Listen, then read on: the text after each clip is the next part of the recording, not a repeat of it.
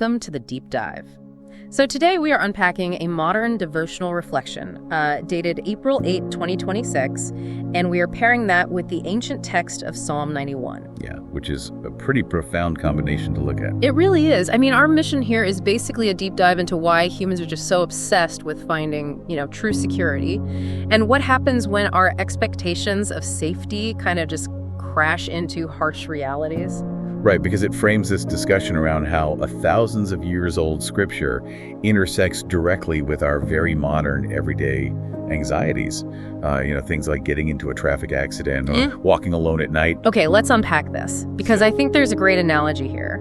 You know when you are watching a sci-fi or a fantasy movie, and right when the hero is about to be completely obliterated by a laser beam, this invisible glowing force field just hums to life. Oh yeah, the ultimate plot armor. I mean, they don't even flinch. Right. The danger just bounces right off them. Yeah. And it is such a comforting image for the viewer, and I honestly think that is exactly what we want in real life. We really do. When we read ancient promises of protection, we immediately want that sci-fi energy shield. Like, we want an invincible barrier against the real-world disasters we see on the news.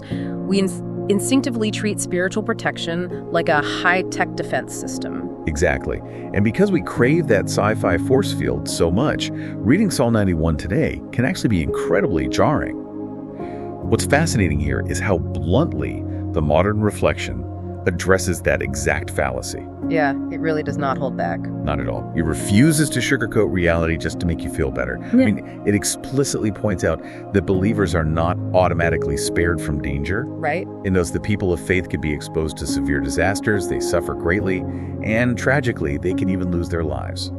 And this is exactly why people get so cynical about this stuff. But here's where it gets really interesting, though. Because if you look at the actual text of Psalm 91, it feels like a massive contradiction to that modern reflection. Oh, for sure. Like, I have to push back here for a second. The text literally says, and I'm quoting here, "No evil shall be allowed to befall you, no plague come near your tent." But the reflection we are reading readily admits that believers still suffer. Yeah, it's a stark contrast. So how do these sources reconcile that? Are we just selectively ignoring the parts of the ancient text that don't match our reality? I get why you'd ask that, because it absolutely sounds like a contradiction on the surface. If someone's house just burned down, telling them they were completely protected is going to sound ridiculous. Right, totally tone deaf. Exactly. Yeah. But if we connect this to the bigger picture, the resolution lies in fundamentally redefining what a refuge actually is.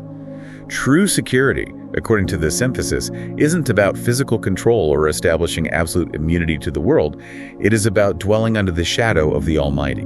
Hold on, if I'm facing a literal disaster, dwelling in a shadow sounds like a massive cop-out. It does sound like that at first. Yeah, it sounds like religious jargon for, well, you are on your own, but try to feel good about it. How does a shadow actually help you? And that is the core tension.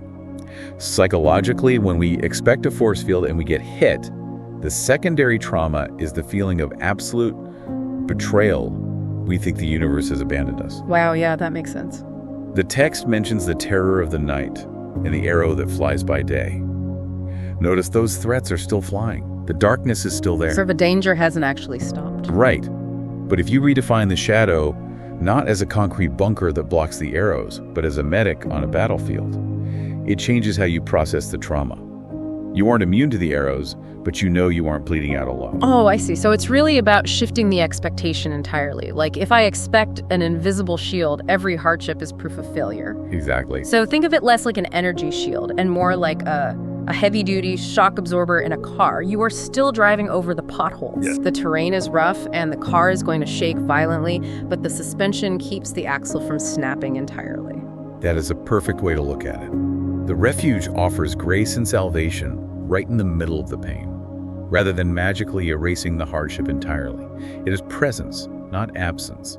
That is a really powerful distinction. And knowing that presence is there changes the mechanical way we respond to fear.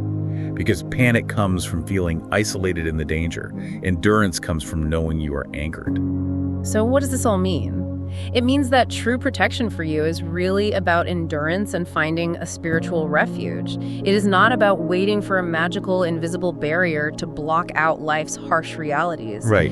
It's about who is standing with you when those realities inevitably hit. Which brings us to the reflection questions from the source, and this raises an important question for you to consider today. The source asked what fear or anxiety you're carrying right now, and where you are seeking a false sense of security. Yeah, how do we actively apply this? Well, tomorrow, when you feel that sudden spike of anxiety, whether it's checking your bank account, reading a stressful email, or just driving in heavy traffic, pause and notice your immediate instinct. Okay.